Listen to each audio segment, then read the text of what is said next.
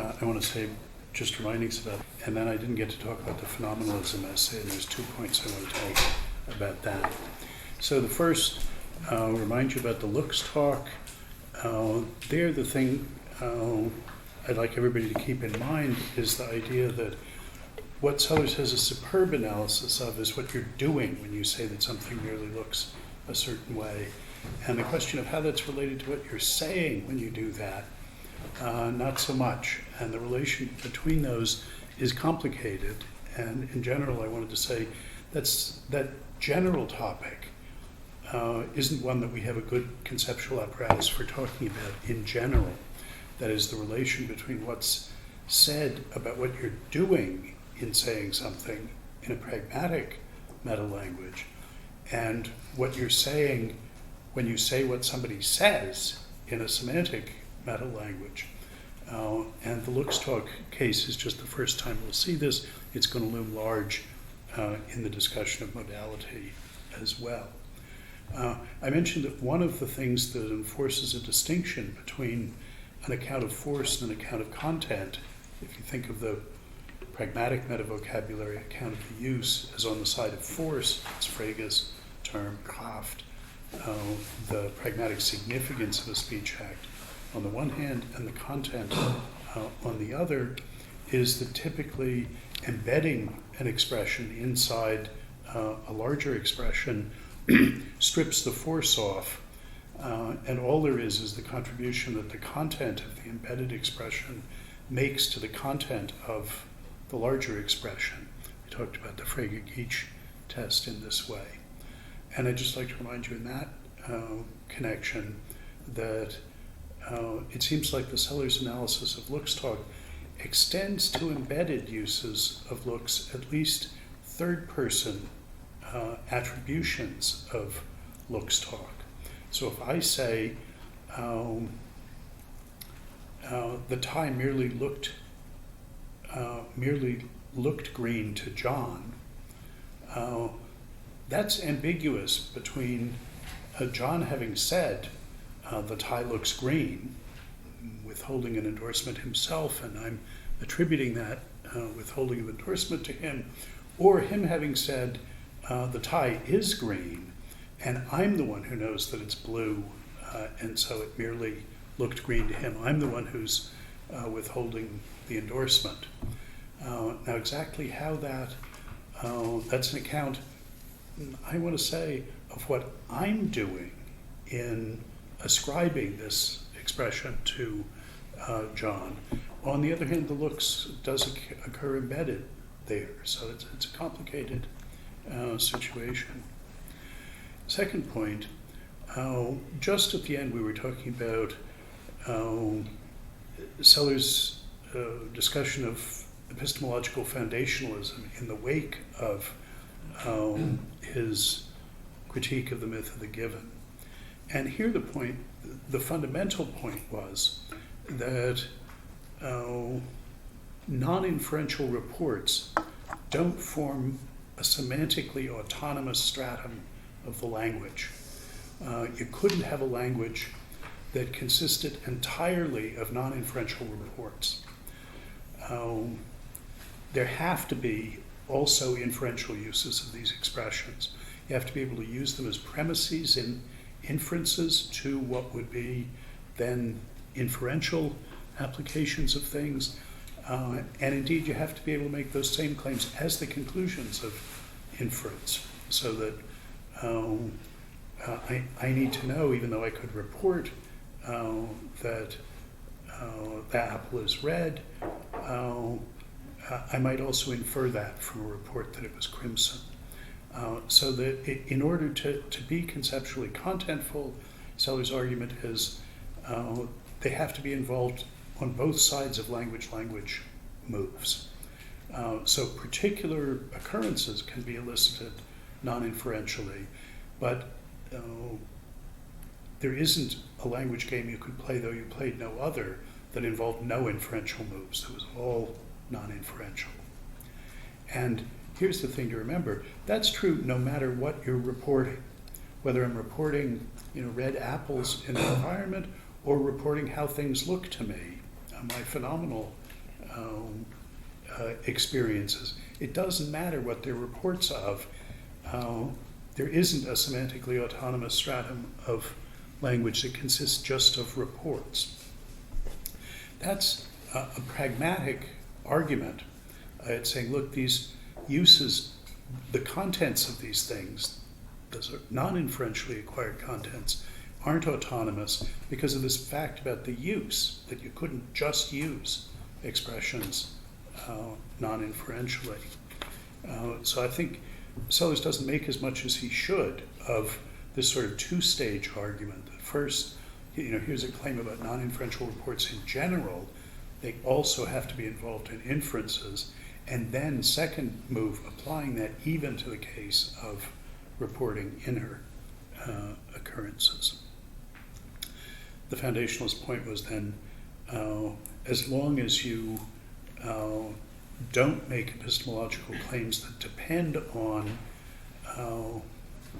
the epistemological foundation being semantically autonomous, there's room for you to acknowledge that, without non-inferential reports, we wouldn't have any empirical knowledge. And so in some sense, they do play a distinctive, even foundational role epistemologically.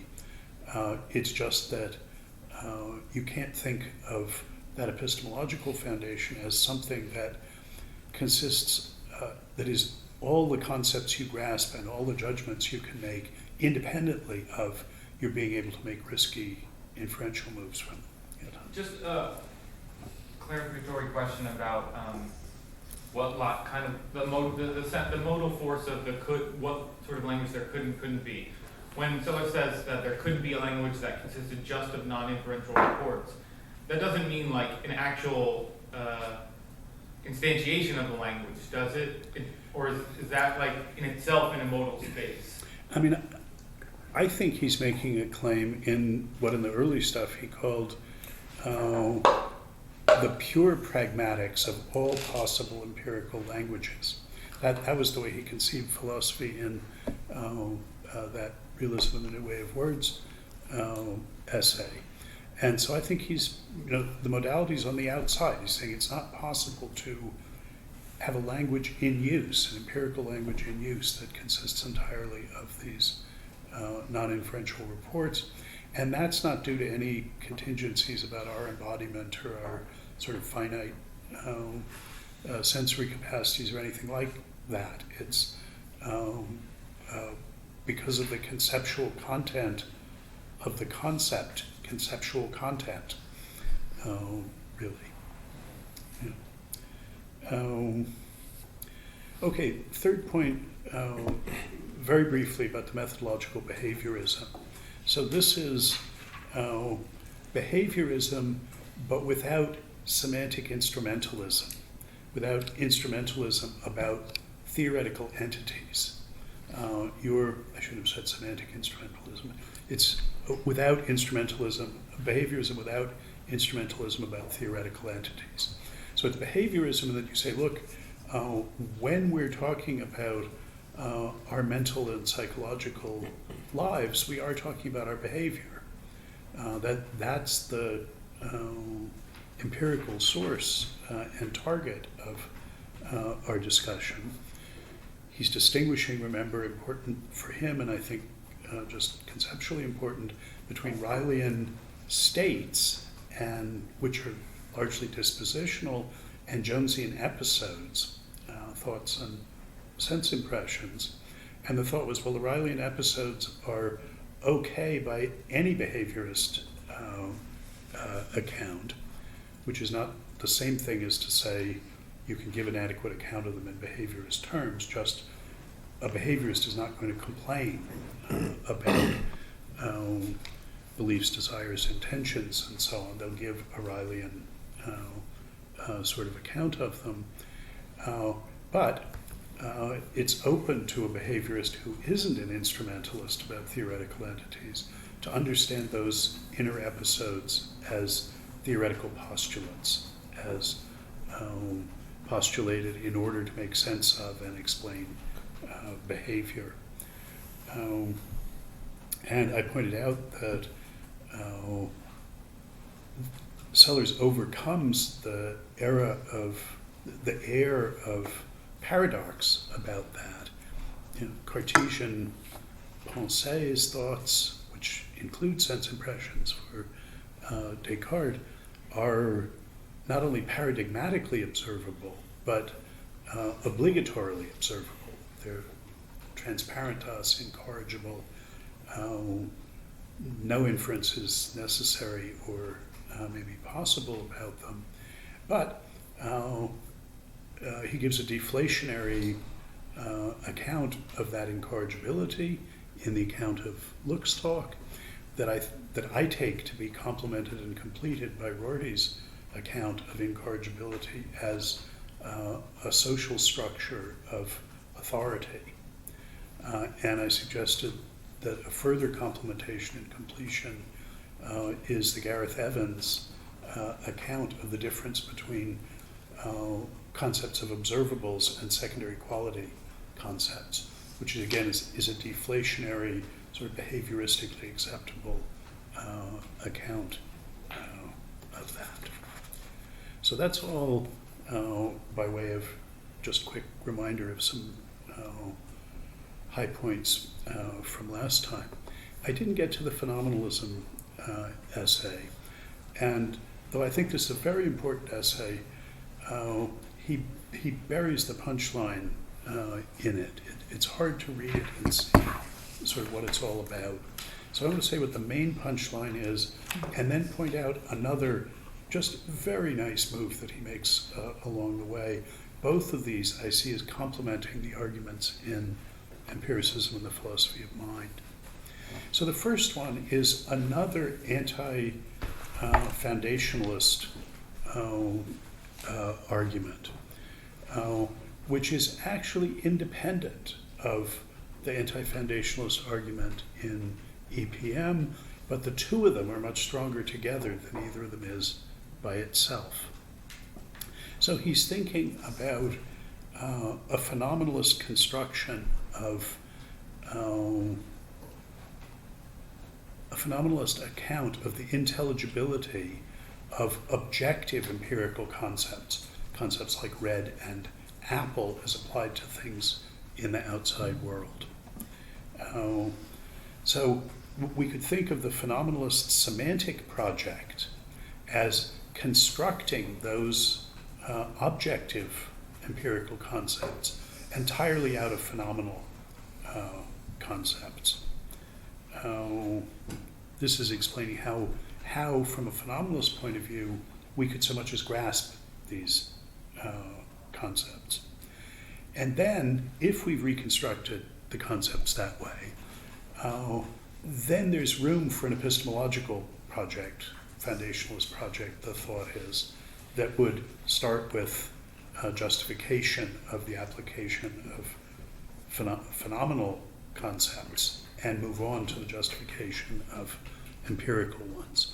So the paradigms here, Carnap's Aufbau and Goodman's structure of appearance, both endorse this phenomenalist semantic project. And they do it the same way everybody else tried to do this. C.I. Lewis, first in Mind and World, Mind and the World Order. I asked John about this. He said he'd completely forgotten when he titled his book, he'd completely forgotten the Lewis, which is an important book for him still, but hadn't remembered that. Anyway, Mind and the World Order, and then the details of that project, sort of his Aufbau in the analysis of knowledge and valuation.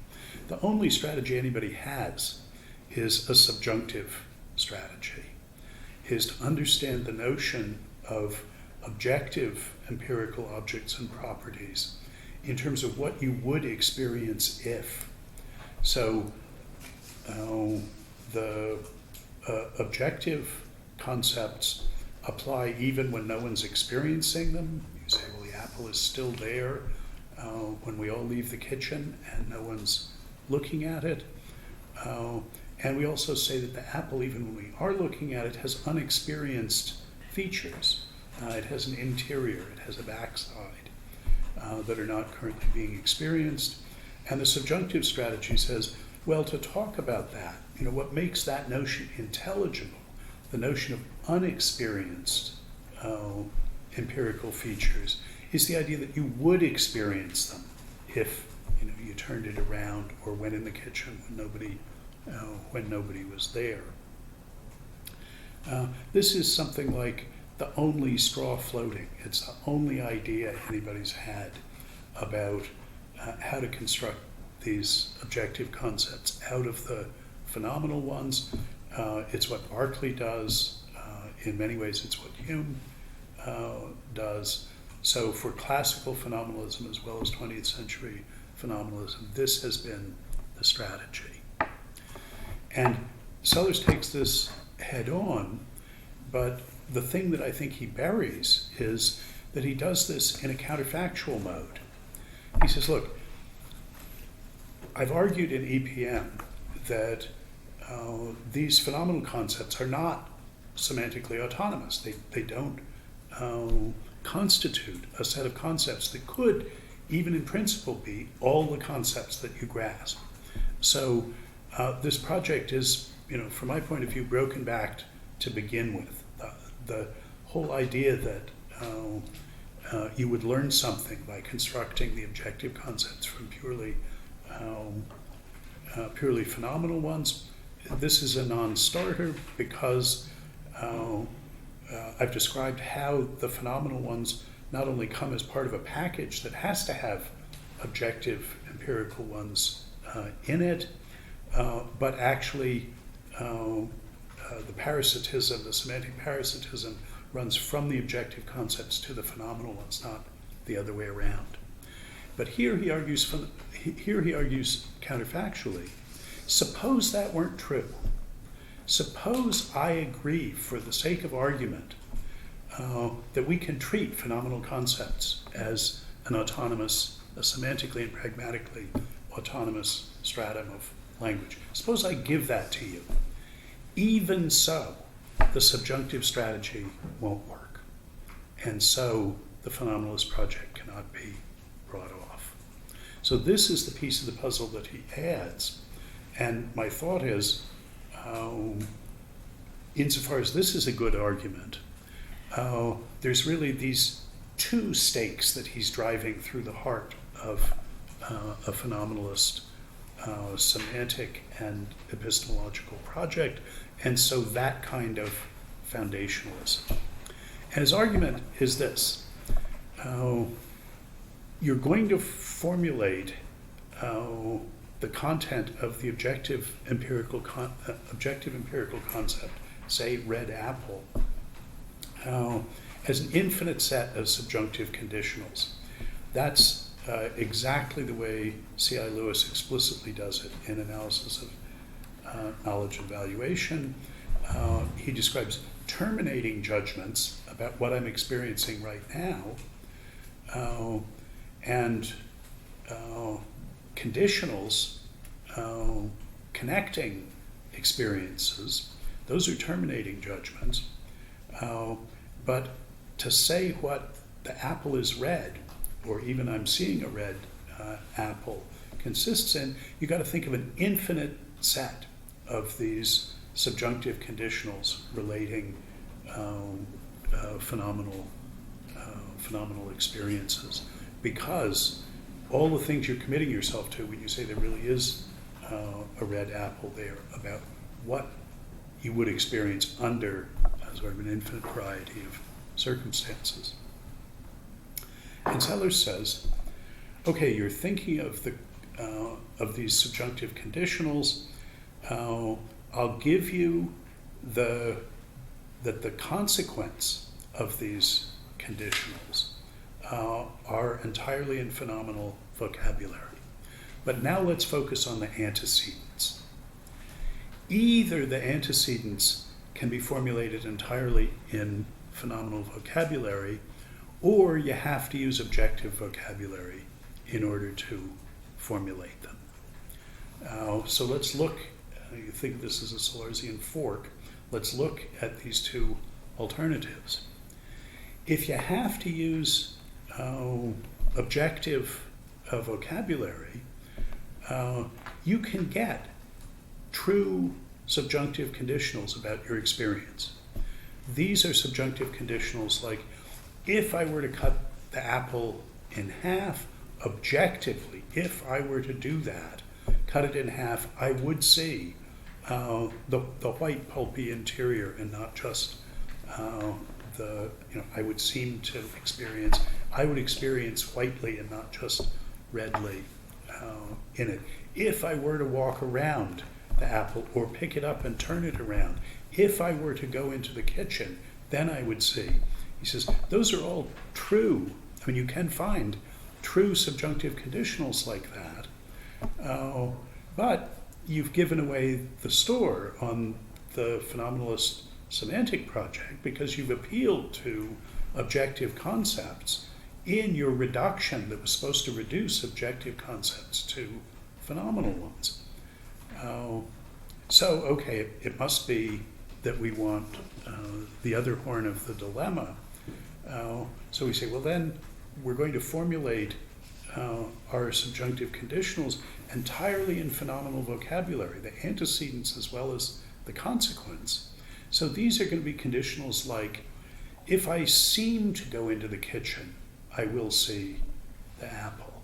If I seem to turn it around, I will experience redly. If I seem to cut it in half, I will experience the white interior. And he says, and the trouble with those is they're not true. Those subjunctive conditionals would only be true if only veridical experience were possible.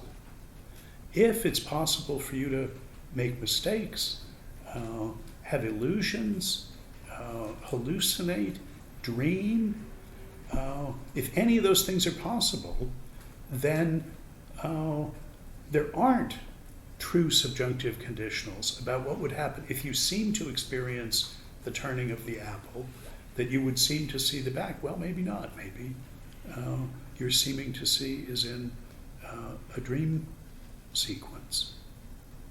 So he says the trouble is the plausibility of that subjunctive strategy always turned on the use of objective vocabulary in the antecedents.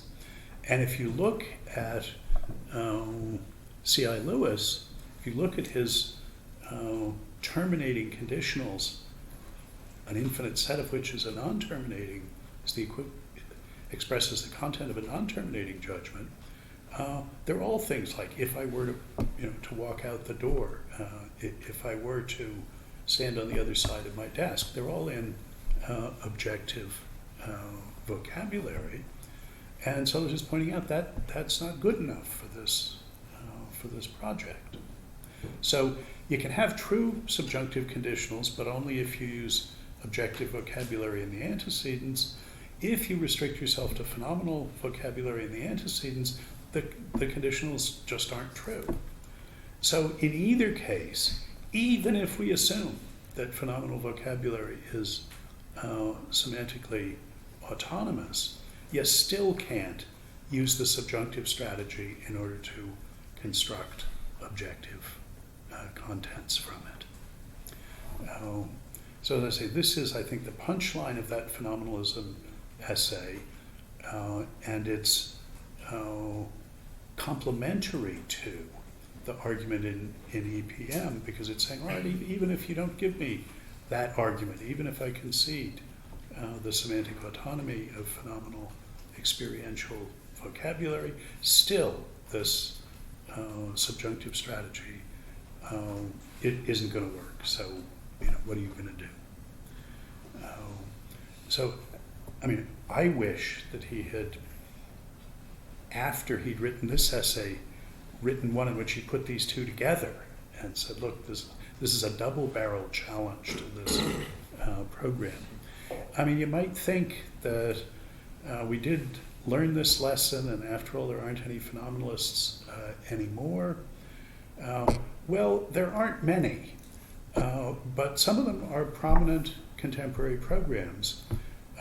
If you look at the appeal to two-dimensional modal semantics in philosophy of mind, pioneered by Frank Jackson and championed today by his student David Chalmers, it absolutely essentially depends on a phenomenalist semantic reductive program that is perfectly explicit in Jackson's Locke lectures, and in fact is intrinsic to the application of the two-dimensional modal semantics apparatus that they want to use. You can't define both kinds of intentions without assuming that you can track experiences across worlds and that you can translate everything that you want to say into the experiences that you would track across worlds.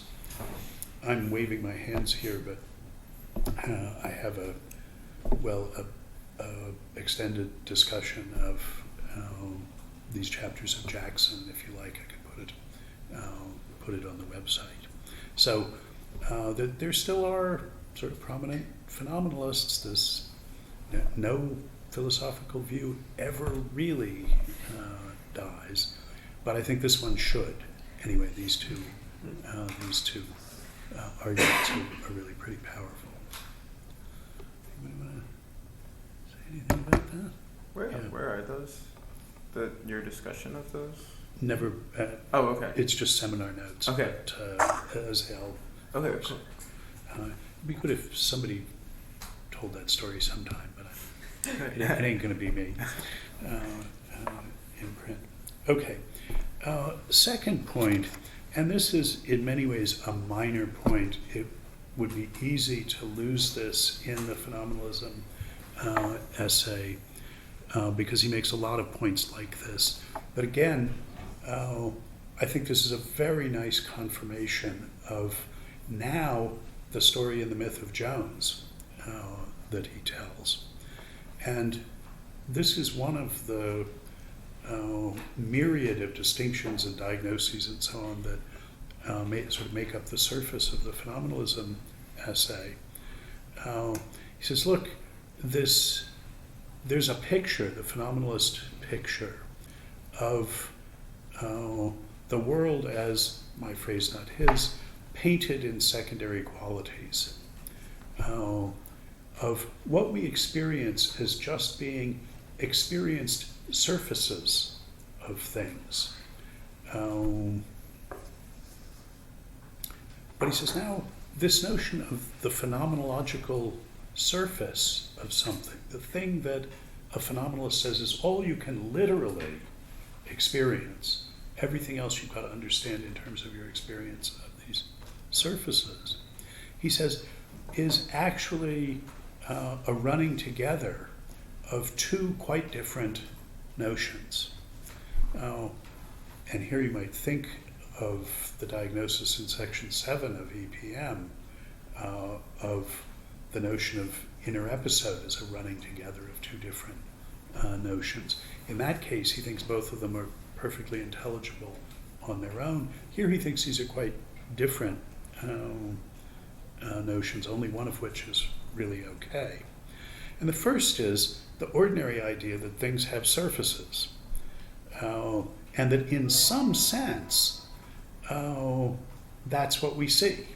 That when you look at the apple, you don't see the white pulpy interior, you see the shiny red exterior.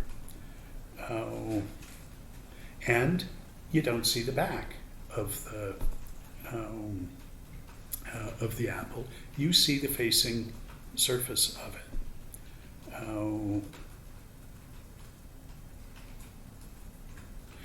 And then there's this philosophical idea that all we really can see is surfaces.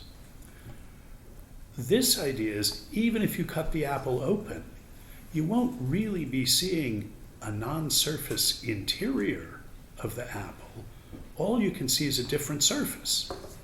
You'll see a white surface instead of a red surface, but you don't see the interior of that. And if you turn something around, you won't see, you'll see what was the back of it, but not what is the back of it.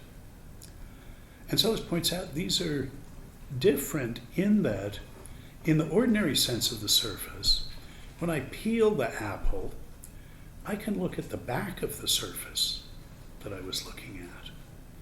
I say, okay, here's the part that was facing out, but now I've peeled that skin off and I can look at the back of the skin. Surfaces in an ordinary sense have backs, and surfaces in the phenomenalist sense don't. You can't make sense of the idea of sort of turning around one of these phenomenal surfaces, phenomenally experienced surfaces.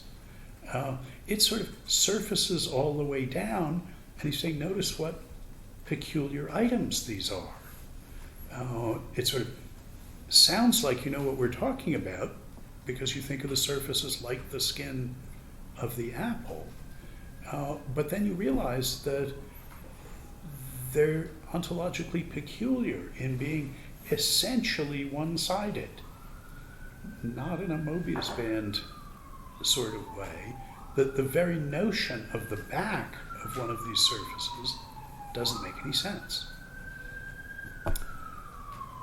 And that's pointing out that this is a different sense of back than the phenomenalists were trying to construct when they said, look, we want to make intelligible the idea that the apple has a back by looking at conditionals of what would happen if you turned it around, what you would experience. I should mention, in the most neutral possible, non-Freudian, non-judgmental sense, that critical realists like Sellars' father were really obsessed with backsides.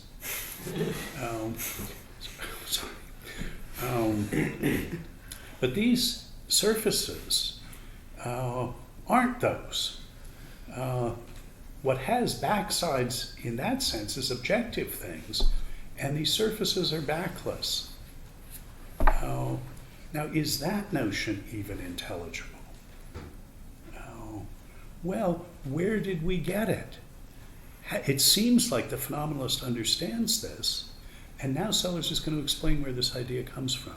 He said that the key thing is not to confuse surfaces in this sense with what you can see of the apple, the sort of facing surface from where you are. Those things are sort of physical surfaces, and they have backs. And now if you remember the story about sense impressions that Jones told, he said, these are postulated to explain why sometimes we say things like, well, there's an elliptical disc, and then realize that we were looking at it end on and it's really a circular disc. We say, well, there's something going on in you that's the same in the case when you're looking at the circle edge on, or at an angle, the circular disc, and when you're looking at it actually an elliptical disc. There's something in common. And he postulates these sense impressions, which he says are related to one another in ways that systematically, structurally are homologous to the shapes and colors that you report. So, although they're not, though they're modeled on wafers with colors and shapes, there's a commentary. So in the case of thoughts, he says, you've got which are modeled on overt utterances. Well, the model tells you which things you take over. The commentary tells you which things you take over in the model. You take over the semantic features of them, but don't think of these utterances as, he says, the wagging of an inner tongue.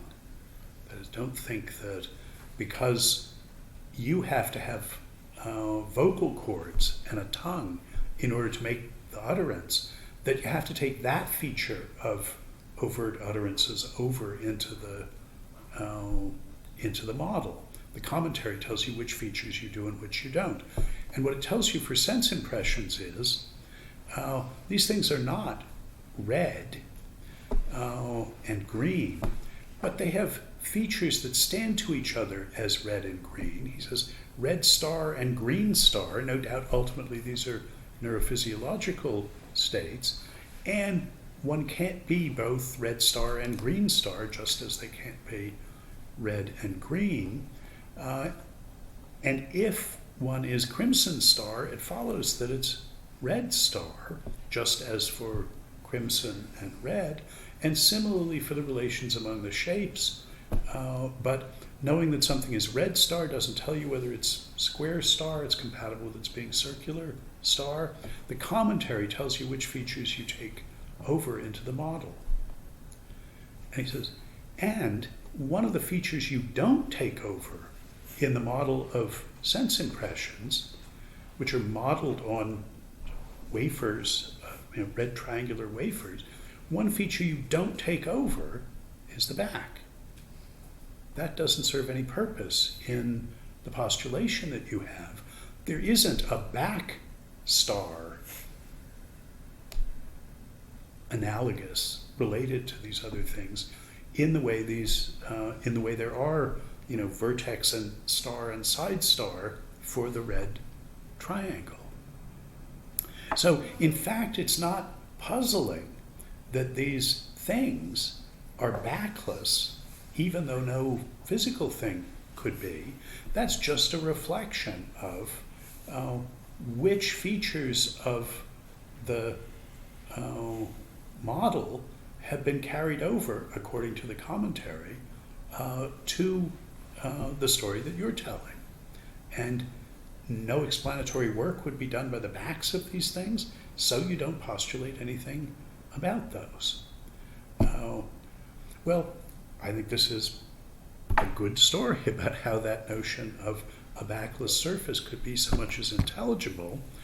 Of course, and insofar such a confirmation of Jones' theory, of the theory of Jones about sense impressions, just as the account of looks talk can make sense of a merely many-sided polygon that doesn't have n sides for any value of n, just as we can understand that potentially puzzling phenomenological possibility in terms of looks talk, so we can understand the nature of the backlessness of phenomenological surfaces in terms of the model plus commentary story of Jones. So I take that to be a second confirmation, a second benefit of the story that he tells in the second half of EPM. So I see in the phenomenalism essay at least these two substantial moves beyond the story that's told in EPM, one about the subjunctive strategy for deriving the contents or constructing the contents of objective concepts from phenomenological ones, and the other being pointing out the peculiarity of the phenomenological sort of world of pure surfaces, as I say, the world as painted in secondary qualities. That's what's on the surfaces or what the surfaces are. And yet this very potentially puzzling feature isn't any more puzzling than how in the model of thoughts we can say, well, what is the tongue that's making this noise? What is the tongue and vocal cords? You say, well, there isn't one. We don't take that over into the model.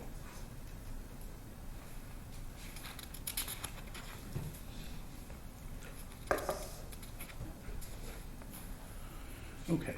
I mean, there's more going on in that essay, but those are the 2 points I wanted to make. Okay. Well, I hope you looked at this counterfactuals, dispositions, and the causal modalities. This is the very next thing Sellars wrote after EPM.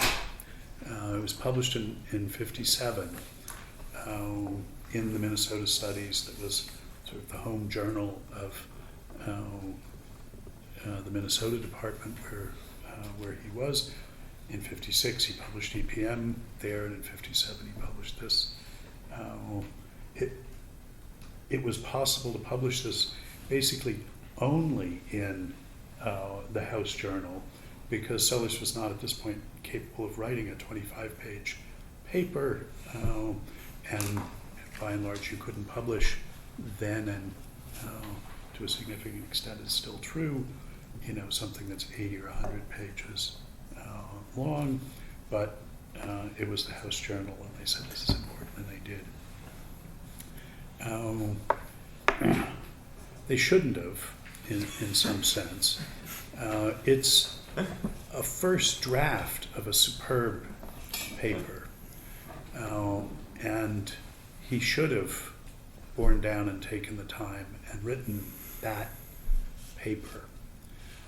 He didn't know at the time that he would never write on this topic again. Modality, though, was important to him. I think he thought this was a report on work in progress. That's typically the way he thought of everything he wrote. And he'd taken this line of thought to a point where he hit a wall, didn't know how to describe the sense in which modal vocabulary is metalinguistic, and thought, okay, when I solve this problem, I'll come back and write a second modality paper. And he never solved that problem. I will say another cardinal instance of this phenomenon is my teacher, Saul Kripke, who in the third lecture of Naming a Necessity described the role that the concept of heat could play in introducing concepts and baptizing things, described it in sort of remarkably Cartesian terms, and then a little less than a decade later published his book on Wittgenstein and rule following, which had been his senior thesis as an undergraduate at Harvard, describing the sort of the other pole from Cartesianism. How can you think about the normativity of meaning? Very much keeping himself at a distance from the view that he attributes to Wittgenstein there. It's always, this is how I read him. He's careful not to endorse it. Kripke at that point confidently expected, his intention was to let the profession chew on these two works for a decade or so, and realize how hard the issues were and that they couldn't solve them, and then unveiled his Cartesian theory of mind and semantics. But he could never get it to work. Every formulation that he had of the Cartesian theory that he had envisaged ran into problems he could see were insuperable. So he never did that. He never let the other shoe drop. Now that we're starting to get his papers from the Cooney Institute, eventually, I suppose, we'll see these intermediate things. Not that Saul mostly writes things down, but there must be something of it. At any rate, Sellars never returned, and so left this extremely messy thing as what we have to work with. Nonetheless, I think really important philosophical moves get made in this essay, and ones that are absolutely central to his enterprise and to what we can learn from his enterprise. And I am in any case comfortable with the thought, you probably know Harold Bloom died this week. This is Harold Bloom's dictum, that every strong reading is a rewriting. I would even be willing to omit the word strong from that. I think every serious reading is a rewriting. But in this case, we really are obliged to rewrite this essay into something more sequential than it is as it stands. So I want to talk about, to begin with, 4 steps in the argument. And the first is a distinction between labeling or classifying on the one hand and describing on the other hand. This essay is going to be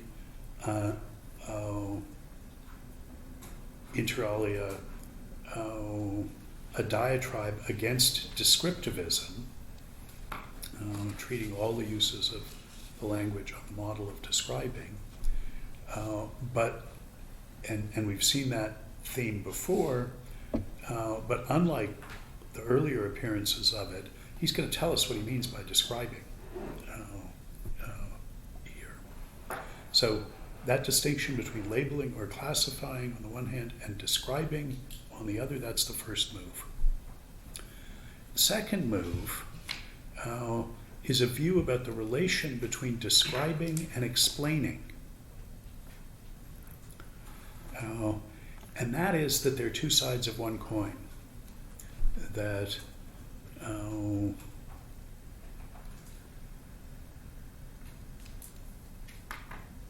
describings have to stand in relations to one another that allow you to explain why one description applies by appealing to another description that applies.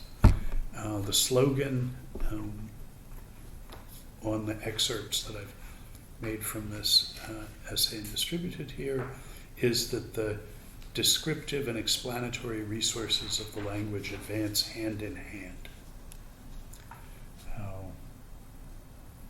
Now I'm putting this explicitly in terms of the ings of the acts, describing and explaining.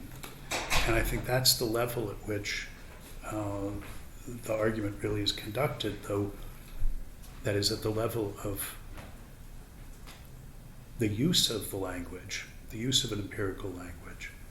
And he's going to, as we've seen him before, draw semantic conclusions from pragmatic, in this case, interdependencies of describing and explaining. And the connection between those first 2 is going to be that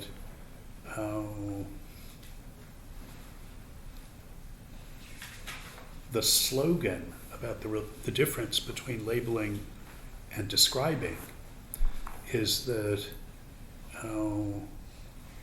descriptions have to stand in relations of implication to one another, and labels or classifications don't. And in the second stage, it's those implication relations among descriptive concepts that underwrite explanations, that are appealed to in explanations. What in this essay, in a phrase that's become somewhat well known, he calls B-causation. This happens because this happens, form of explanation. And the third claim is that to serve that function of underwriting explanatory relations among descriptive contents, the implications in question have to be subjunctively robust. That is, they have to support reasoning about what descriptions would apply if this description did apply.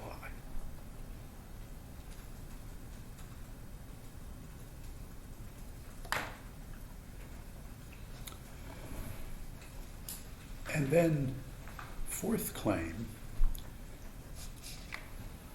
and this is where it starts to get complicated, and he begins to have the sense that his grip is not as firm on these. Those subjunctively robust relations of implication or inference are codified in, expressed by, subjunctive conditionals, which are the paradigmatic Alethic modal locution. The home language game of modality is subjunctive conditionals, not modal operators of necessity and possibility, which modal logics codified in the systems S1 through S4 and S5 by C.I. Lewis in 1911 and 1913. Those, from Sellars' point of view, are auxiliary modal expressions.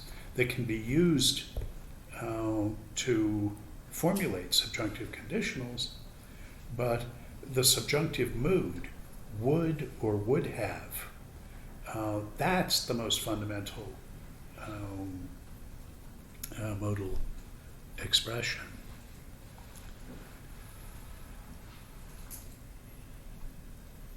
In a recent book, Tim Williamson treats subjunctive conditionals as the fundamental modal expression as well. So this idea is not gone away, even though the classic Stolniker-Lewis treatment of it is in terms of modal operators. And as part of this, and maybe I should make this a fifth claim, so the fourth claim then is that it's subjunctive conditionals that codify and express those subjunctively robust implication or inference relations among descriptive concepts in virtue of which they can perform, that they can figure in explanations. That's the expressive role that we have to understand them in terms of, and it's a non-descriptive expressive role. It's codifying these rules of implication. So the principal use of modal expressions, the claim is to formulate rules of inference or implication. And expressing a rule isn't describing something. That's a different kind of doing. It's akin to prescription. It's saying that a move is permitted or obligatory. He would go so far in this essay as to say the language of modality is a disguised language of norms.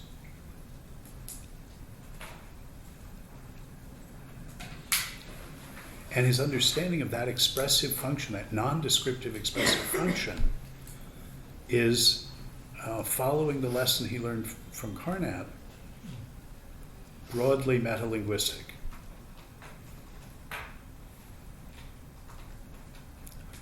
So here if we take the first point to be the distinction between labeling and describing is inferential articulation of descriptions. Second point, describing and explaining are two sides of one coin. Any empirical practice that has describing in it has to have explaining in it, and vice versa. Third one is to underwrite those explanatory relations among descriptive concepts, the implication relations have to be subjunctively robust, permit subjunctive reasoning. That's the explanatory oomph. And then fourth, making explicit those subjunctively robust implication relations is the defining expressive function of modal vocabulary. And here, as I say, the complications come in because he wants to say that a subjunctive conditional, if you were to melt this if you were to heat this pure copper coin to 1084 degrees C, it would melt. On the one hand, codifies law-like relations of physical necessity, so that we could say it's by law, it's physically necessitated by the laws of nature that if you heat this copper to 1084 degrees, it will melt, it would melt. If you had done this, it would have melted.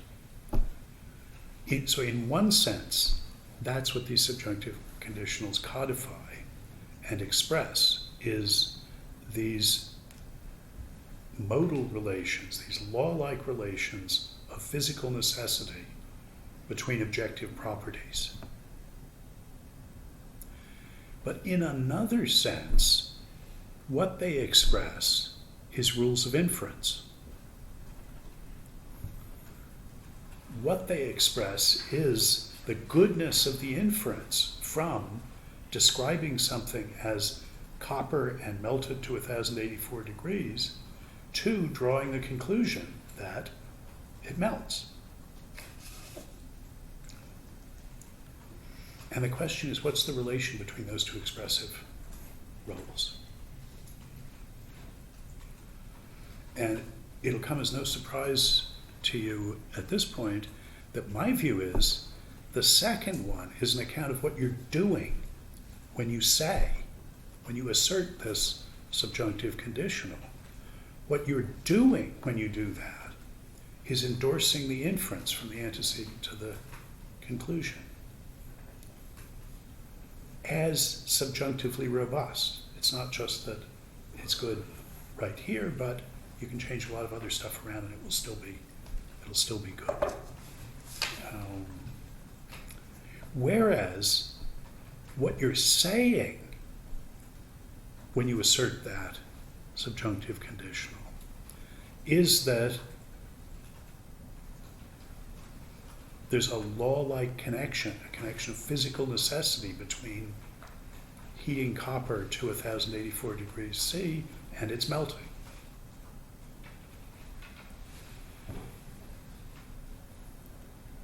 And Sellars couldn't separate those two tasks, those two expressive roles, in a clear enough way for him to then think explicitly and consecutively about how they're related. He just saw that sort of the essence of modal talk is doing these things. That's a metalinguistic, non-descriptive function. Well, at least the rule of inference one is. How are these things related? So that's a sort of outline, boiling down what I think goes on here. I mean, maybe it helps to get a little historical perspective on it. Maybe not, but Hume,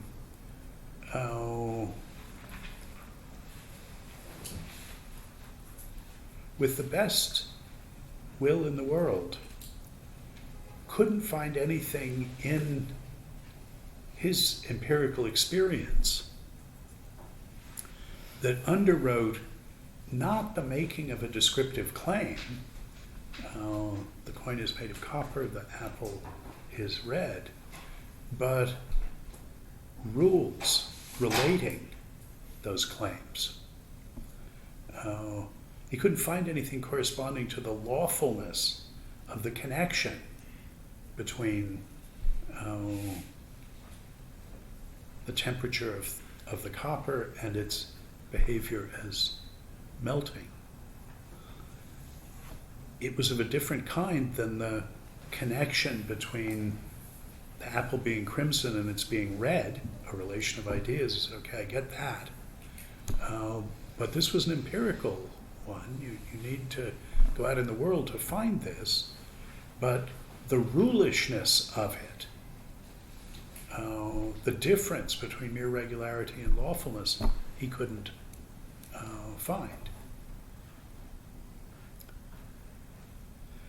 And Sellars' hero, Kant,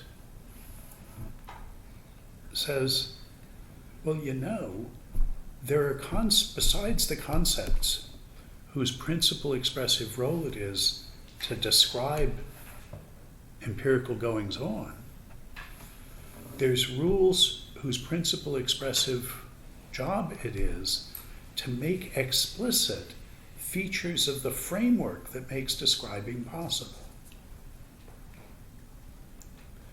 And among those are the concepts that articulate the inferential connections among those concepts. Confusingly, in the table of categories, this isn't modality. It's hypothetical judgments. But that descriptive concepts can stand in hypothetical relations to one another, the kind that underwrite explanations. That's not a feature of the describable world. That's an articulation of a presupposition of describing it, a pure concept of the understanding. He's going to say a categorical concept. And remember, what made the scales fall from Sellars' eyes, what struck him down on the road to Damascus, the conversion experience that he had to what he called the new way of words, was realizing that Carnap's notion of a non-descriptive but essential expressive role that concepts could play, being metalinguistic,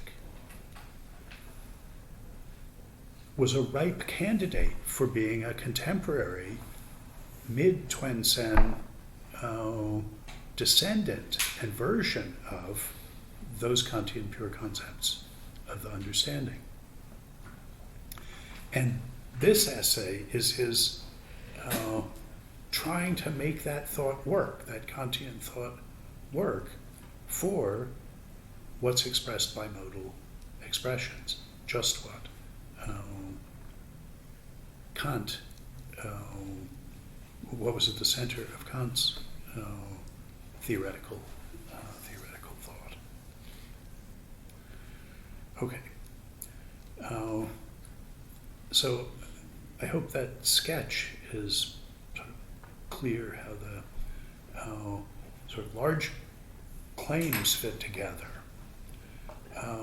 There's no step in that progression, no one of those claims that isn't controversial.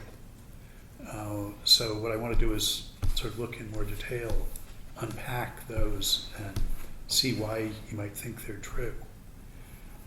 Because I'm going to argue that this view that he's got is seriously revolutionary and is caustic to, if not toxic to, many contemporary philosophical programs. So the stakes are very high for whether this extended argument goes through. And because it's buried in this essay, it's not as though it's been chewed over and people said, oh, well, this is where I get off this bus. This is how we don't have this. This is not a famous line of argument. So there's a prospect for us to really learn something from it.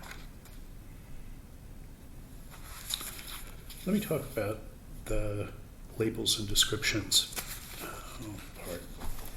Here's the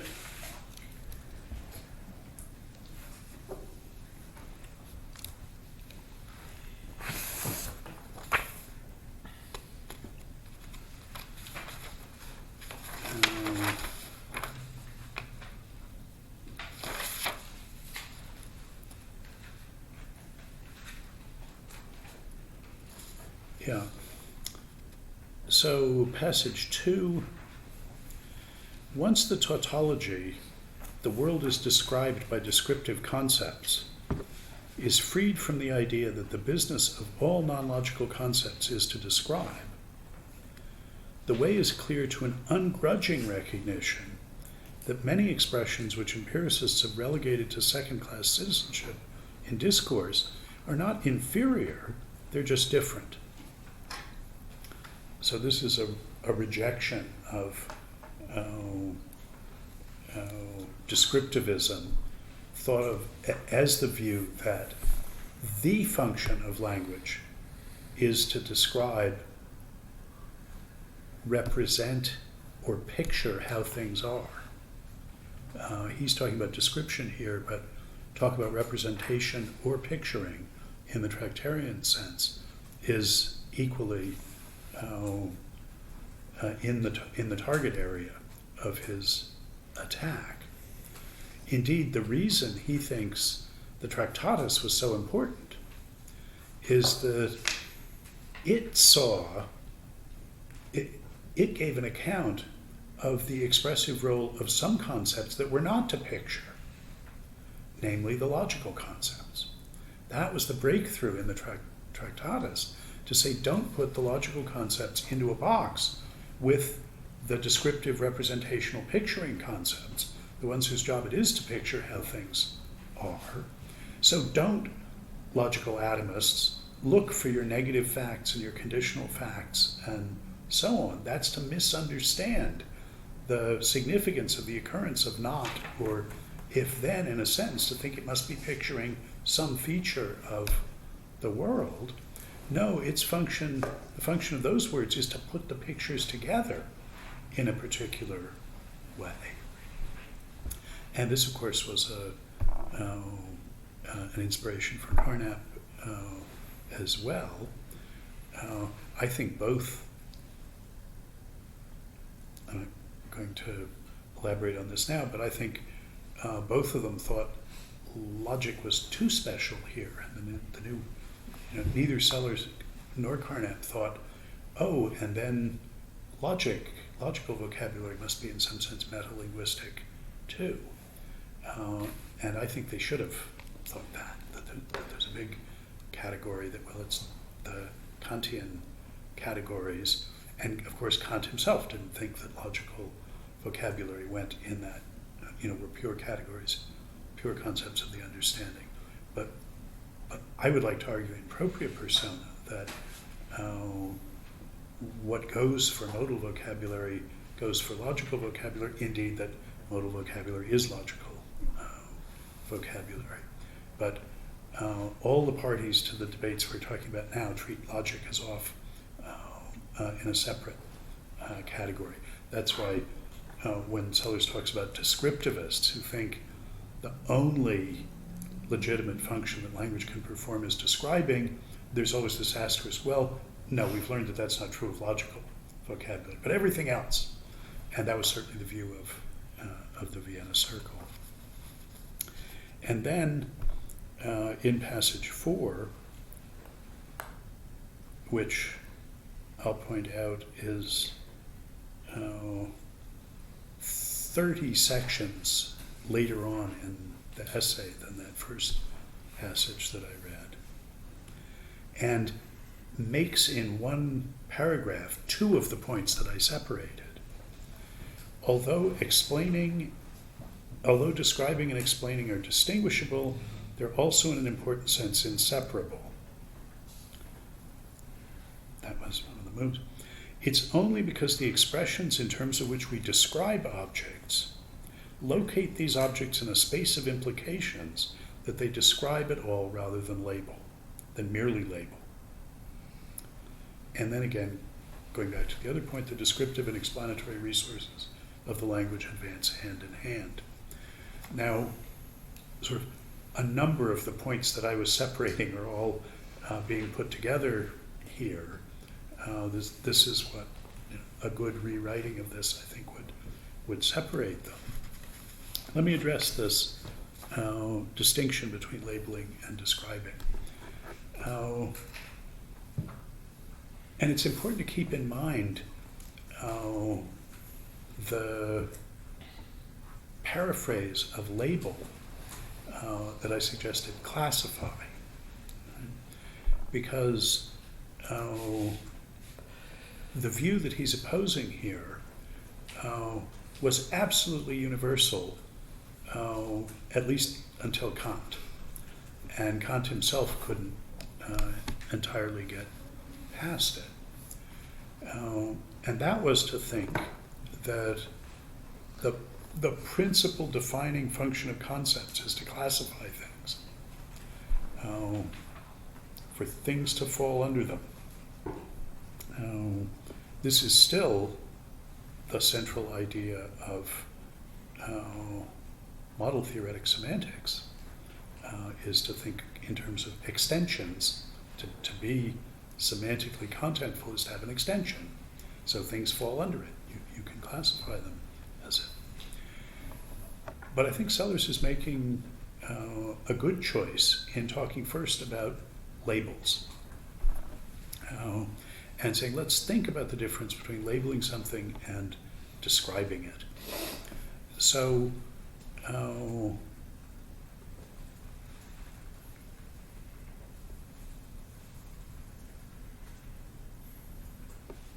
a label for something is just going to be some differential response that you could make to it. You respond to some things, some of the boxes in the attic, you put a green label on, and some of them you put a red label on, and some of them you put a yellow label on. And now you can sort them into, well, these kinds. All the ones that have green labels on them now have something in common. They're green labeled. Have you described them? Sellars wants to say, no, not yet.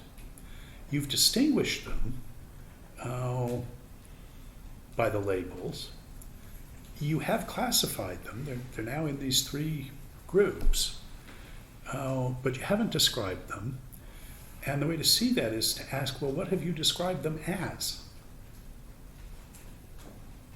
What's the content of the description? Another example, suppose I want to teach you what I claim is a concept, glebe. And I give you an infallible glebeness detector.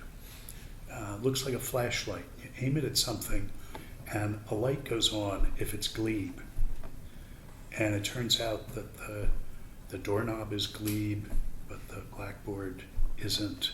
The floor is glebe, but the ceiling isn't. We go around the room, and some of us are glebe, and others are not. It'll do the labeling job. It'll sort people and things into the glebe and the non-glebe. Is it describing them? Well, the claim is no, because there's nothing you know about the thing when you know it's glebe. What would it take for that actually to be a concept? For you to know what glebeness is? Well, you need to know what follows from it. That's what's missing in these mere labeling cases. If I tell you the significance downstream of the labels is that I put the red labels on boxes that are to be thrown out and the green label on boxes that are to be kept, And the yellow one, the yellow labels on the boxes that we should think about a second time. That is, I'm telling you what follows from its being green is that we should keep it red, throw it out, and so on. Now he says you've got a description. Now that label has a content. Now it means box to be thrown out. So is there a relation between labeling and the example of the physicist seeing the particles fly through the chamber and immediately recognizing it? If all the physicist can do is classify the vapor trails into kinds, then she's not applying a concept to it yet. If all she can do is label mu meson tau particle, that's just a label. Of course, that's not right, because she knows what follows from its being a mu meson. I don't. These are just labels, but it's a different particle than the tau particles are. That's what I know. So I can't really use it descriptively. Sellars is saying that its location in a space of implications, not just upstream circumstances of application, a reliable differential responsive disposition to apply the label sometimes rather than others, it's also got to have consequences downstream. It's got to have consequences of application where the inference from the circumstances to the consequences of application is articulating the descriptive content of it.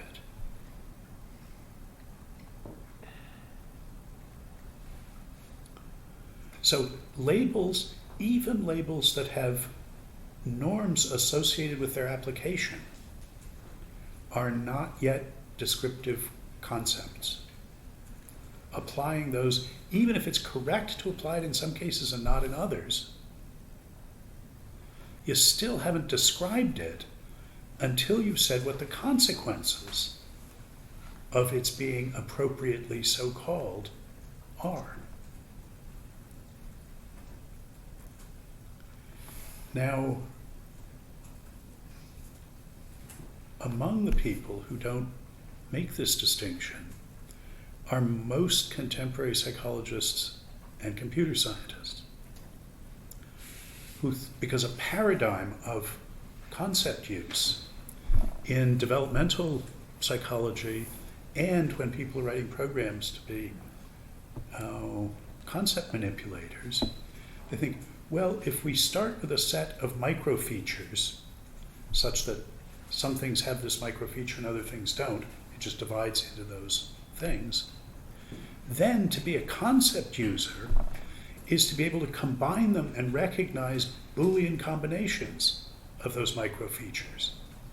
So if your program can, not difficult, or you can teach your parrot or your chimp that has learned to respond differentially to the presence or absence of the microfeatures, to respond with a new response just in case it either has both of these microfeatures or it doesn't have this third one, then they say, okay, it's a concept user at this point. Could you expand a little bit on what you mean by microfeature? I just mean something that as a primitive ability, you can either apply the label or not, say whether it occurs or not. I mean, microfeature is their idiom for this because the way they're thinking about it is building macrofeatures out of these microfeatures by Boolean combinations of them. And for instance, a psychologist will worry about how much more difficult it is to teach the chimp to respond if any three of these 5 features are present. And they basically can't learn if this feature or this feature is present and this one is not. Chimps can't learn to do that. Negation is tough. But This is not conceptual yet. This is just making Boolean combinations of labels out of labels. Because all there is circumstances of appropriate application. And you don't have an implication unless something follows from applying that, unless there's consequences downstream. Circumstances of application aren't enough, you need consequences of application. Now, it's controversial whether the line that's being drawn here ought to be identified with conceptual contentfulness. Sellars says yes, and I think that's a good place to draw that line. What isn't controversial, I think, is that there's a really important line here between things whose whole content is upstream in either dispositions to apply the label or even norms, so that it can be correct to apply the label under some circumstances and not under others. An important line is crossed if, in addition to that, to those circumstances of application, you have consequences of application. You have moves that are only appropriate if this label is appropriate. That is, language moves now, so that having entered by applying this label, you've now described it as something where what that descriptive content consists in, over and above how it's classifying things, is what follows from it. What it then entitles or obliges you to do in response to that label. So, what I'm claiming ought to be uncontroversial is that this is a really important line. The difference between merely looking upstream, merely labeling, merely classifying on the one hand, and being located in a space of implications so that these things are positions in a game where there are moves from them as well as to them, that they are locations in a space of implications, he says. Well, that's going to be the space of reasons, is what they're going to be in. And he's thinking of concepts as roles in that space. Okay, that identification, to say that's not only necessary for conceptual content, but sufficient, that's a very strong claim. If you take that, you're at least a weak inferentialist about conceptual content. Now, I said this has a rich history. If you look at the logic that Kant inherited, for instance, in the form of the Port-Royal logic, you start with concepts, particular and general, where particular concepts like Socrates can fall under general concepts like mortal, that is, be classified in that way. And then you build on your doctrine of concepts, understood entirely in terms of the role in classification. Are these things classified, merely classified, like particulars, or are they also classifiers, which maybe themselves can be classified, that is, human in a certain sense can be classified under mortal, but some things are merely classified, others are in a hierarchy of classifiers of things. On top of that doctrine of concepts in terms of classification, you build a doctrine of judgments in terms of the kinds of classification that go on in it. The sort of corners of an Aristotelian square of opposition get labeled by the kind of classification by concepts that they have. That is, the doctrine of judgment consists in a way of classifying classifications. And then you build on that doctrine of judgments a doctrine of consequences, or syllogisms, which classifies relations among judgments as valid of this form or not. That is, it's a classification of relations among kinds of classification. The overarching concept here is classification. And Sellars is saying there's something crucial left out of this. Once you've built the inferences, maybe now you're talking about concepts. You didn't have them when you started. Only once they stand in inferential relations to one another do they stop being mere labels and start to get descriptive content, start to get conceptual content. Okay, so that's chit-chat in the vicinity, sort of arguing for, softening you up for that first argument, that if we're going to be anti-descriptivists, we need to know what a description is. So he's saying a necessary condition of being a descriptive content is that the concept or the content occupy a location in a space of implications, is the way he puts it here. That we have consequences of application as well as circumstances of application. Anybody say anything about that? Yeah, Douglas. So in the Glebe example where you've given us the infallible Glebe detector, if you've given us that and you've told us that it's infallible and we pointed at the doorknob and it lights up, if I say, so the doorknob is Glebe, are you saying I haven't applied a concept here? Yes. Okay. I mean, maybe there is a concept of Glebeness out there, but you don't understand it yet. That is, you have not described it yet because there's no answer to the question, what have you described it as, except rehearsing the label.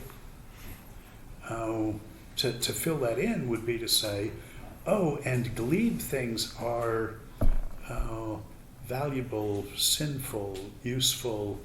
You got to have something that follows from its being glebe in order to. So once you give this to us and we've gone around and pointed at various things, suppose we sort of think, gee, this is fun, and we take to sorting things this way. And then, maybe one of us happens to have a birthday coming up, and they say, well, what I really want for my birthday is something glebe. And then I think, okay, I'm going to get that person a birthday present. I go to the store, I point the glebeness wand at the things in the store to see whether this is something that I can get this person for their birthday. And then I point it at some object in the store and it lights up and I say, yes, this is glebe, so therefore this is a good thing to get this person for his or her birthday. Now am I applying a concept? Well, you're on the way, anyway. I mean, that's the kind of stuff you have to do. It may be that that's a very thin concept, and, such there are. What you'd be describing it as is something Husitz would like for her birthday. That becomes the content of it, now tied to the way it's labeling things, but the downstream content is just that. I'll mention this is a dangerously thin concept. When my former teacher, Carl Hempel, was a colleague here, we would go over to his apartment, which I never did as a student, and it was absolutely full of balance toys. Every surface was covered with them, and from all over the world and every different kind. And I said, wow, you must really be into these things. And he said, actually, I hate the damn things. I wish I had never seen this. And he says, years ago, somebody asked me what I wanted for my birthday. And I said, oh, I kind of like balance toys. And this got around, and every year, everybody gives me balance toys. And I said, well, then why are they out here? Why don't you just... He said, well, people come and visit, and they want to see their balance toy that they have here. So I've stuck myself in this thing where I'm surrounded by these things. And so anyway, they may be glebe, Yeah. but... Okay, so your answer there to, well, now am I applying the concept is, well, you're on the way. Okay, so let's imagine we go further on the way. Lots more people give us instructions. Some people really don't want to be given glebe things for their birthday. Some people, people give us all sorts of instructions about what to do with glebe things. So it comes to pass eventually that when I point the glebe wand at something and it lights up, I now can say, yes, this is glebe, so this is something this person should get for their birthday, and this is something that, and we have lots of things I can say, such that for none of these things would we say, this exhausts the content. Well, now we're further along the path, right? And, well, at some point, it's sort of ridiculous to say, well, no, we're still not applying a concept. So, well, once we've done enough of this, we're clearly applying concepts. But then I want to say, well, okay, if we're applying the concept now, aren't we still, in some sense, saying the same thing now when we say something is glebe as we were right at the beginning when we were first pointing the wand at things and saying, yes, this is glebe? At that point, sure, we didn't know much about what it was to be glebe, and if someone asked us, well, what's there to be in glebe, we wouldn't really have much to say. But we were still saying things were glebe, just like we are now. Okay, we know more about now, just like we know more about, molybdenum than we once did. But still, we're applying the concept now, and we were applying the concept then, and what's changed is, well, now we understand it much more than we did. Okay, good. I mean, I think there's two cases, and the question is, what else has to be true for you to be entitled to describe it as sort of like the molybdenum case? And I would say what has to be true is that you could justify the claim that it was already, when we were first just going around pointing this thing, I think it was already appropriate to respond to it in these ways. These things already followed from it. We just didn't know that. If it was, well, it acquired, this label gradually acquired this significance that it didn't have before, then I would say it was inappropriate to describe that as, well, it was already glebe in the full-blooded sense that we have now. It's just we didn't know what the consequences of it were.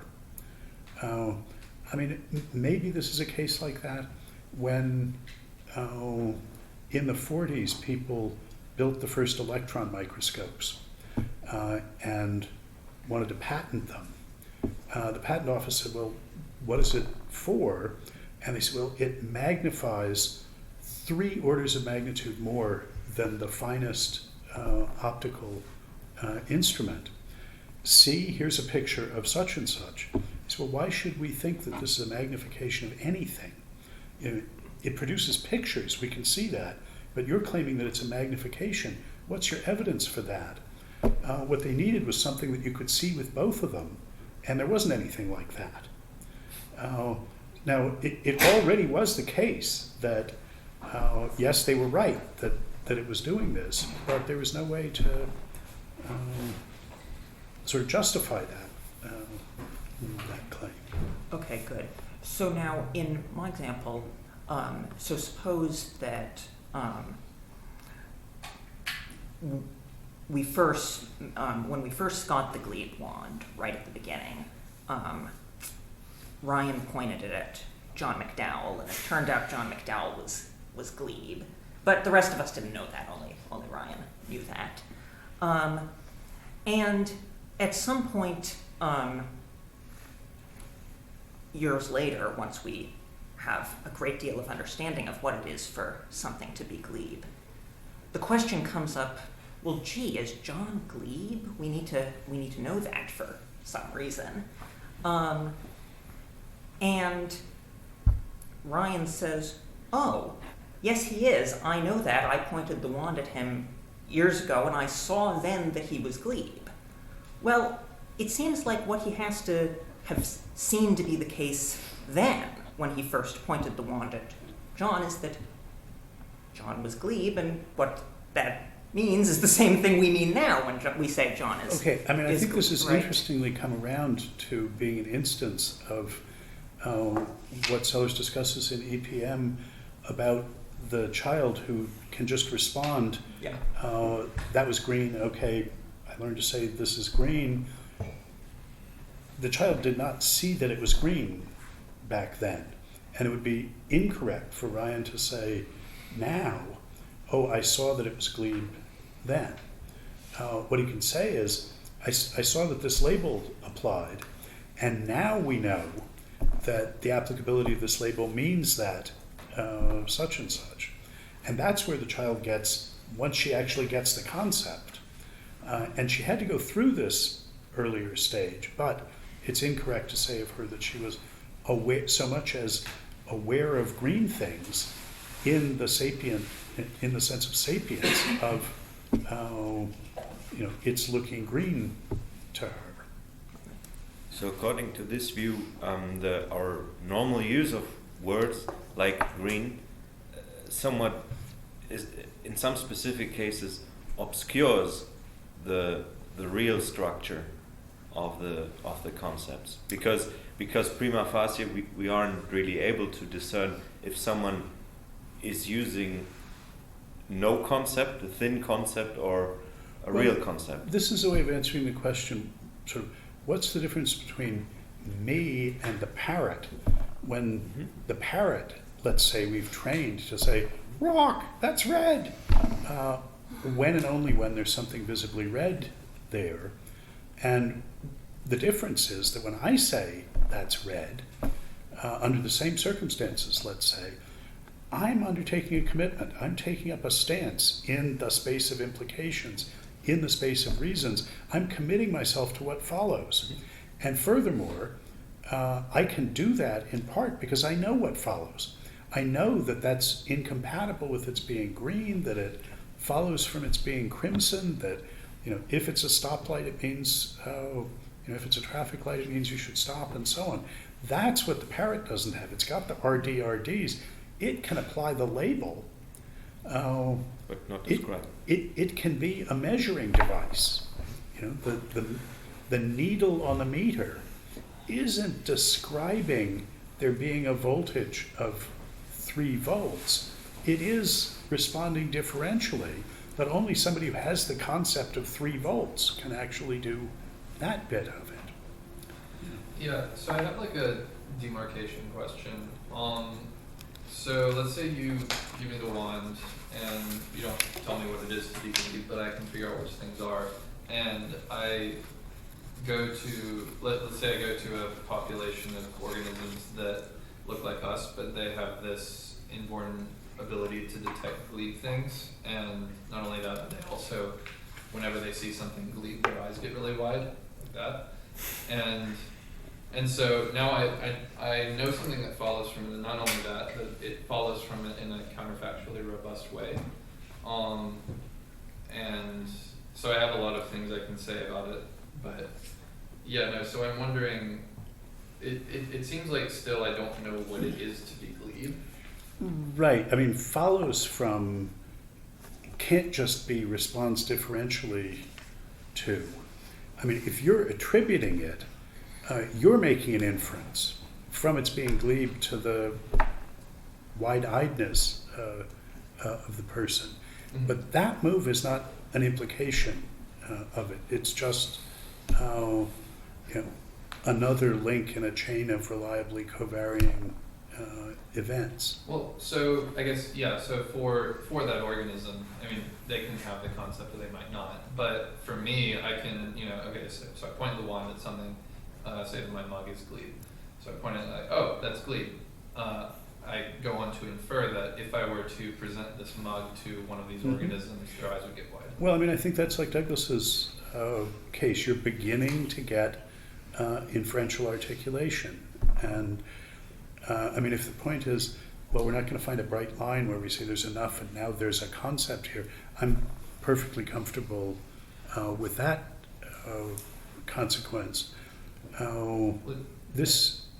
I mean, where I was claiming there's a bright line is between there being inferential consequences, sort of appropriate conclusions to draw from the applicability of the label, and there not being.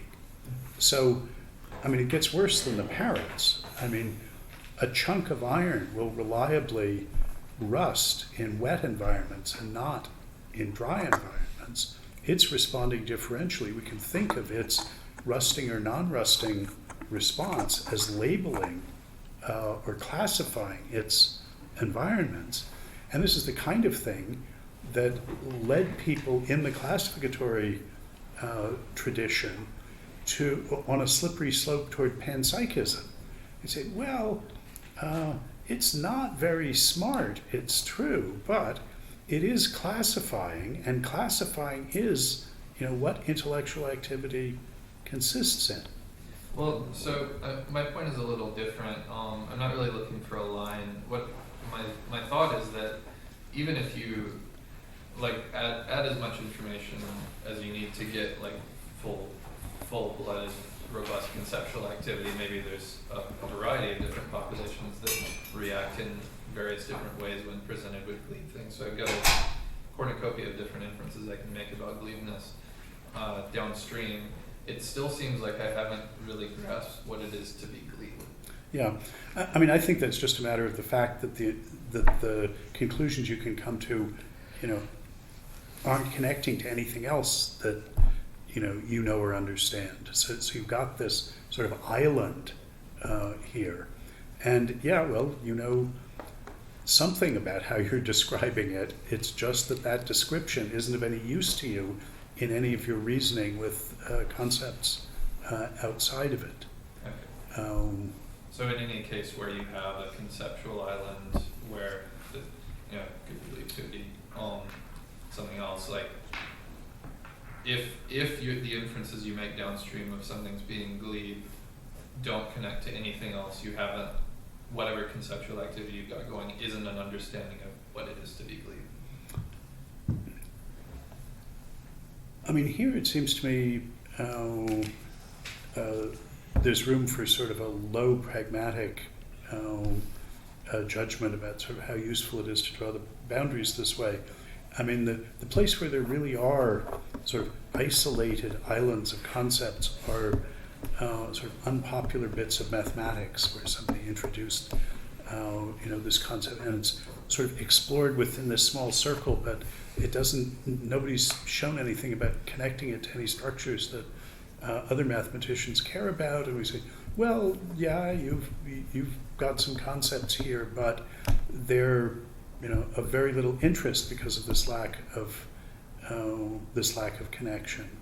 And there could be empirical ones that were like this. Maybe some people's classification of subgenres of music are like that. Yes, we can reliably sort them. Something follows, particularly about, he'll probably like that too, like this. But if it doesn't connect to anything else, an extremely thin concept. And so whether you say, yeah, it's got to have some tendrils connecting it to everything else, or it doesn't count. I don't know. We can just describe the differences, and sort of say how this is odd. So I'm interested in the second analysis you gave of Douglas's example involving McDowell, and I was kind of interested in elaborating the case as follows. So we're building the concept, presumably by adding various things to do in response to something's glibness. But what happens, or what kind of analysis would you give if it turns out that there's something like conceptual drift, where it turns out that none of the things that make sense to respond to if a thing's glebe makes sense to respond to John, even though the flashlight in the beginning Well, responded, yes, this is glebe.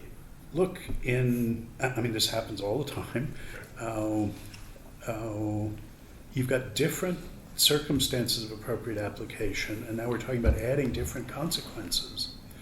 And the inferential commitment that's curled up in the concept, that's really articulating the descriptive content of it, is a commitment to the applicability of any of the consequences as a result of the holding of any of the circumstances of application. And that can go wrong. The things may not hang together right. So if I have, this is an example from one of Sellars' early papers, I can't remember whether it's one of the ones we read or not, but if I have a toy concept of an acid with circumstances of application that anything that tastes sour is an acid, and consequences of application that anything that's an acid will turn litmus paper red. Well, now I've made myself liable to finding something that tastes sour and doesn't turn litmus paper red, it turns it blue. And the world is then telling me, well, you can't have that concept because those consequences don't follow from the circumstances. You're welding them together with this concept, and that's committing you to something following that doesn't follow. And now you might just decide, oh, well, this is like witches. There are no acids. I was just wrong. This doesn't apply. Or you might say, well, maybe it's only clear liquids that taste sour that are acids and therefore turn litmus paper red. And now we're off to the races in grooming this concept so that it tracks what actually, what inferences actually work, given your other commitments, and you can check these things. Yeah, that's how empirical concepts work.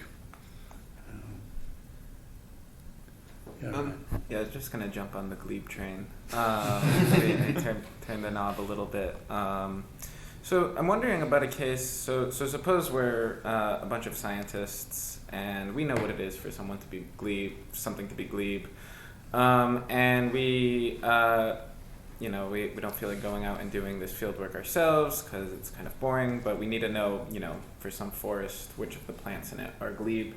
And it's just easier and cheaper to hire out a contractor. We give them the wand and we say, look, here's what you do. Really simple. You just,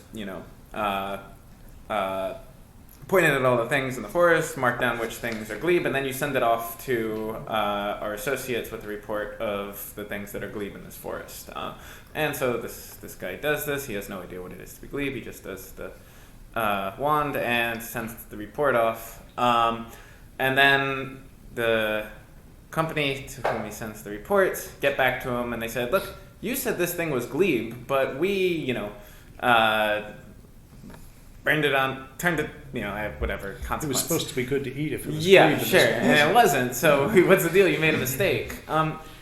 It seems, and so now, one thing he says, well, I didn't say it was glebe. I mean, that would be a weird response. One thing is, well, it seems like in some sense he's being held responsible, and it's in virtue of the fact that, we know what it is for something to be glebe. Someone in the community knows what it is for something to be glebe, even though he doesn't know what it is. But nevertheless, he still applied the concept. I don't know. My inclination is to say that he said that, in his reports that these things were glebe or something like this. And, in response to this complaint, we can refer back to us and say, well, they gave me this wand. And so I guess, in what sense is he absolving the sort of... is he getting rid of the worry by saying, that's not, I never said that was glebe, or I maybe got a faulty glebe detector? He together with the glebe detector is a faulty glebe detector. Mm-hmm. I think he's just a measuring instrument at this point. That's what you get on TaskRabbit. You just get, somebody who does what they're told without understanding the rest of it. And so, the thing you gave him is now part of this slightly more complex labeling mechanism, and you who have the concept are deciding, do I want to use this as a measuring instrument of glibness? And it would be okay to come back to him and say, look, was there anything funny about this case? Because the thing we gave you, any reason to think you misused the thing we gave you? Because usually it gets it right, and between you didn't get this one right. What should we conclude? Was it you? Was it it? Or is our theory about glibness bad? So I'm just to cash out the consequence. So it follows that. So he writes a report and he says the following things in this forest are glebe. This. It follows that he doesn't actually say that any of those are glebe. I mean, he doesn't have the concept. Okay. I mean, it's more complex because there is a public concept, and normally, if you speak the language, I'm allowed to make molybdenum claims, even though I don't know what follows from it. I don't know what I'm committing myself to. But he's particularly isolated in this sense. Doesn't even know sort of what kind of thing it is. So this might be more like the case Burge talks about, where someone says, "Oh yeah, you like orangutans. I like them too. I always keep a quart of frosty orangutan in my fridge." And the question is whether he's made an orangutan claim. And Burge's intuition is, if you're categorically sufficiently ignorant about it, no, you haven't. And so I would think this would be a case sort of like that. I think that I hope I don't derail the glebe train too much by saying this, but I think that some of the perplexities in following these examples of glibness come from the fact that there is no such thing as a perfect concept detector For anything, yeah.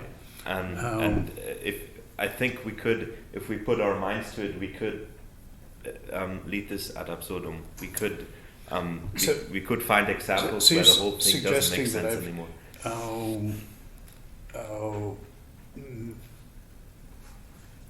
Made unnecessary difficulties by saying infallible rather than reliable. No, I would. What I meant to say was that this is like an analogy in that it needs to come with a commentary. Until this point, it's reasonable to apply, and then it sort of peters out. And okay, I mean, let me mention some more high-end, not necessarily empirical cases. So I've used this language of circumstances of appropriate application and appropriate consequences of application. This circumstances and consequences of application is Dummett's terminology. And he puts it forward in the context of arguing that any adequate theory of meaning has to take account of both, and that traditionally theories of meaning have been one-sided. They've either only looked at the circumstances or only at the consequences of application. So classical pragmatism that says the meaning of an utterance is just whatever the appropriate practical consequences of applying it are, is only looking downstream. An assertability view that says, no, the meaning of the concept is just whatever the circumstances of appropriate application are. And he says, you can see that this is wrong. If I give you a concept like AWOL, and I say, and all you know about it is that if a soldier goes AWOL, he's liable to be put in the brig. He says, you don't understand the concept AWOL. You have to know that means away without official leave, and the circumstances under which you become liable to the punishment are an essential part of it. Just knowing the consequences isn't enough. And he says, look, a philosophical concept, if your mechanically taught beginning logic student has learned to tell the difference between valid inference forms in propositional calculus, because they can sort the forms into the valid ones and invalid ones, so they've got the circumstances of application, but doesn't understand that the valid ones are the ones that guarantee that if all the premises are true, then the conclusion is true. They don't have the concept of validity, even if they can sort all the inferences correctly. And again, if we take a philosophically fraught concept like personal identity, there actually isn't much argument about what the consequences of this is the same person as that are. They're sort of co-responsible for their doings. All the fighting is about what the circumstances of standing in that relation to another person's slice is. Is it continuity of memory, continuity of body? What is it? So he's recommending as a strategy in semantics that you have to make sure your theory of meaning accounts for both and for the relation between circumstances and consequences of application, and that when you're confronted with a philosophical concept, that you interrogate your understanding of it by thinking in terms of the circumstances and consequences of application. But the overall point is you got to have both to have something that's recognizable as meaning something. Okay.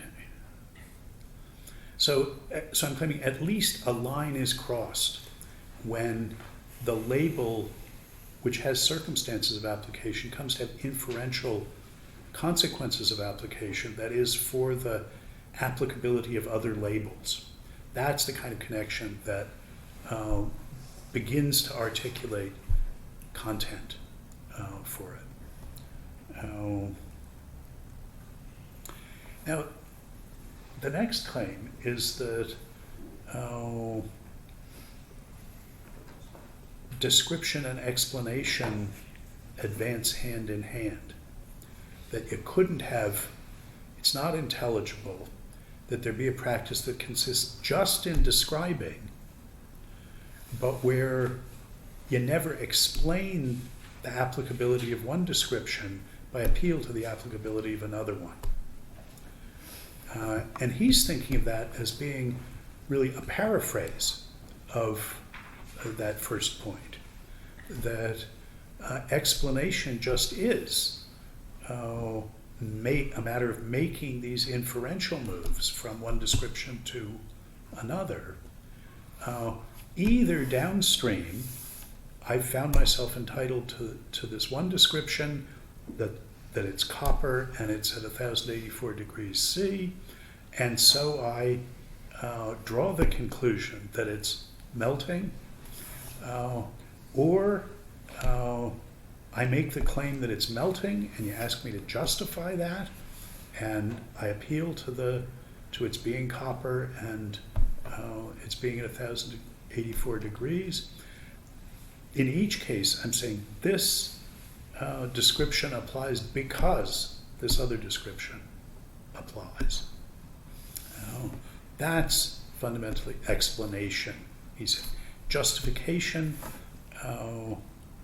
giving reasons are other terms he could use here, but and I think another helpful way of thinking about it is he's saying, look, you can't have a practice that consisted entirely of asserting or judging, taking up these positions, and didn't include any inferential moves between them. Didn't include the possibility of exploiting these reason connections among them. Asserting and inferring are two sides of one coin. Describing and explaining, that's going to be a manifestation of that same thing. Then the third move in this line of thought, and as I say, he didn't tease these out in the way that I'm doing here, is to say, yeah, and those implications have to be subjunctively robust. That is, it's not good enough for me to count as mastering one of these descriptive concepts that I sort implications into the materially good ones and the materially bad ones, given the content that I grasp, I also have to have at least some practical capacity to distinguish the ranges of subjunctive robustness of them. So it's not just that to apply the concept lion and say, that's a lion, I have to know things like, well, if the lion's hungry and it sees a crippled gazelle, it'll probably chase it. If it catches it, it'll eat it.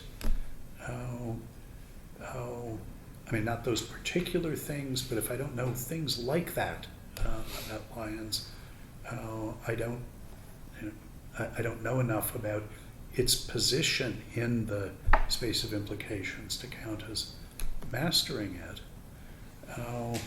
But for those, well, if it catches it, it'll eat it.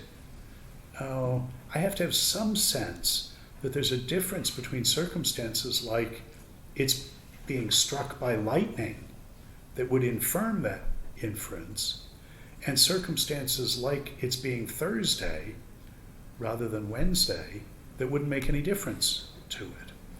That is, I have to be able to have some view, fallible and partial as it is, not just about what are the good inferences and the bad inferences involving it, but under what circumstances do they continue to be good, and under what circumstances would they fail to be good.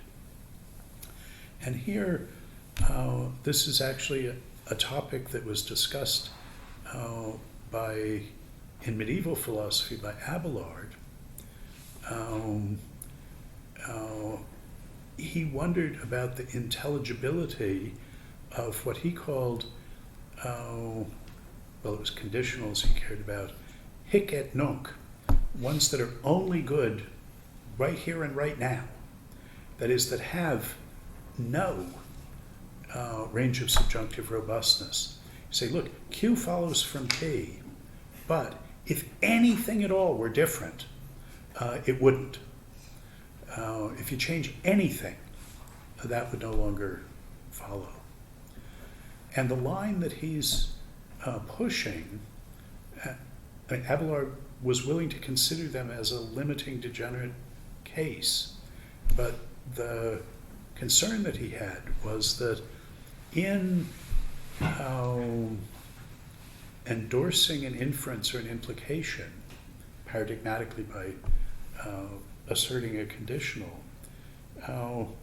you're always endorsing it as something like good as an instance of a pattern. There's an implicit generality to it.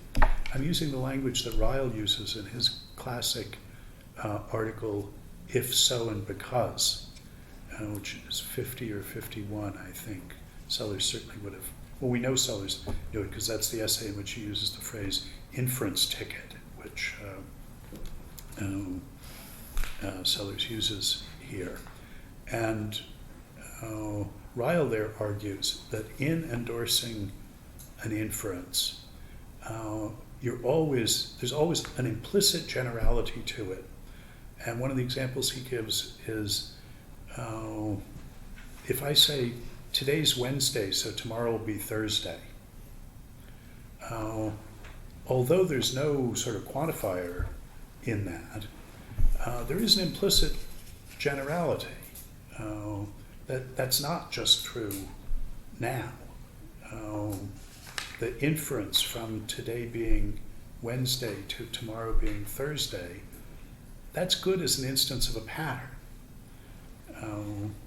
And furthermore, things like it's sort of essential to understanding the goodness of that inference to know that things like, whether the mass of the universe is large enough that it will eventually gravitationally collapse, the truth or falsity of that claim is irrelevant to the goodness of the inference from today being Wednesday to tomorrow being Thursday. So anyway, this was the thought that Abelard was investigating when he sort of ask the question, did it make sense to have, to think of an inference or an implication, a conditional that was true, but if you changed absolutely anything else in the world, flipped it from true to false or false to true, it would no longer be a good implication, whether that was intelligible. I mean, I don't know what would be an example of this. Here's a try. If I say, you know, under these particular circumstances and in this very light, that cow looks really goofy.